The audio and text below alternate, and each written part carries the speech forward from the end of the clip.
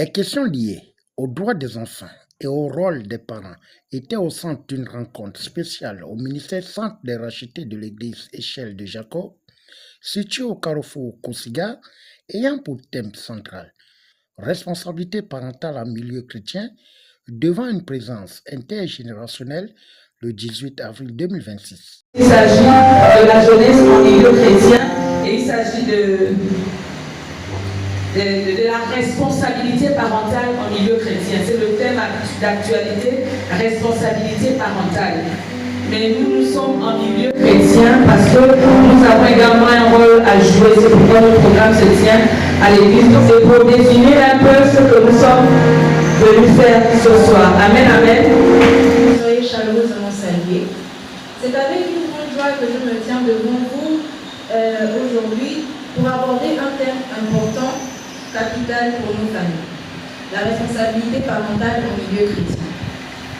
En réalité, il était question de la responsabilité spirituelle des parents vis-à-vis de la croissance spirituelle, de la croissance des enfants. Et je bénis le Seigneur grandement parce que je me suis rendu compte que les enfants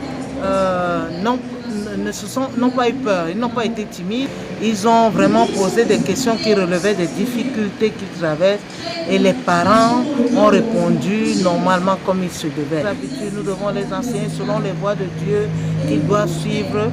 Le fait que j'entende ça venir des jeunes, ça m'a fait du bien, ça m'a permis de savoir que nous ne perdons pas le temps, que les enfants retiennent, parce qu'eux-mêmes ils ont fait des recherches et ils se sont rendus compte que non seulement selon la parole de Dieu, on doit les enseigner selon la voie de Dieu pour qu'ils suivent à la fin, et puis il y a le caractère, et puis il y a la responsabilité particulière. Ils se sont rendus compte et eux-mêmes l'ont dit, ainsi que les parents aussi l'ont reconnu, qu'elle incombe plus aux parents, aux responsables de l'église, parce que les parents passent plus de temps avec les enfants et que ce que nous pouvons dire aux enfants à l'église. Alors, ce que nous disons, nous enseignons aux enfants à l'église, quand ils viennent aux rencontres des jeunes, c'est pour pratiquer simplement ce qu'on leur enseigne. Et que ça commence vraiment dès l'enfance, dès le bas âge, qu'il faut que dans la pratique, dans la façon de faire, prier avec eux, leur enseigner la parole, méditer ensemble, c'est là-dedans qu'ils apprennent. Et c'est dans l'amour et la communication que les enfants finissent par comprendre et continuent à suivre les voies du Seigneur même quand ils seront grands.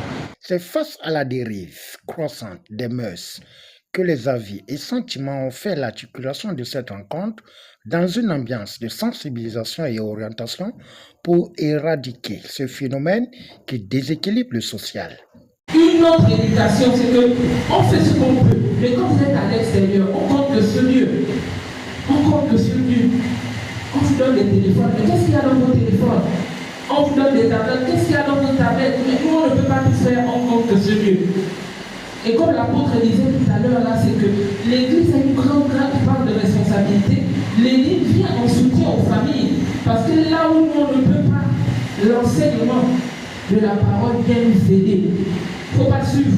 Même quand on est là ensemble, mais nous, on se sert de justement ce de la parole pour pouvoir ajuster les angles. Mais donc on a c'est un thème très compliqué.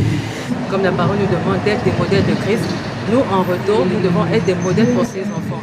Parce que les enfants généralement imitent facilement ce qu'ils voient que ce qu'ils apprennent. Donc d'où l'importance pour les parents d'être véritablement ces modèles en pratiquant la parole à la maison, au travers de l'éducation que nous donnons. Ils voient si nous appliquons cette parole que nous leur transmettons. Je dirais même le plan de Dieu dans la vie de ses enfants. Parce que c'est Dieu qui dit, il connaît les projets qu'il a formés pour nous. Il connaît les projets qu'il a formés pour ses enfants. Donc, ce sont des projets de paix, de bonheur et non de malheur. Donc à ce moment, nous prions le Seigneur pour que son plan s'aligne dans la vie, s'accomplisse dans la vie de ses enfants, à travers de l'éducation que nous leur donnons, qui se repose justement sur la parole. Quand je suis le frère Josué, je prie à l'église Échelle de Jacob et ce soir je viens de prendre part à un message qui tenait sur le rôle spirituel des parents. Moi, je pense que ce message était vraiment important pour les jeunes comme nous, parce qu'il y a certains jeunes avec leurs parents qui n'ont pas la possibilité de souffrir. Il y a certains parents qui comptent sur d'autres trucs, alors que normalement, c'est sur le rôle fondamental des parents. Bonjour à tous, je suis la sœur Esther. Je viens de faire part à une conférence des jeunes où on parle de responsabilité parentale au niveau chrétien. Alors, j'ai été bénie d'assister à ce genre de programme parce que ça m'a permis de connaître comment est-ce qu'un parent doit se comporter vis-à-vis de son enfant et comment est-ce qu'un enfant doit se comporter vis-à-vis de son parent.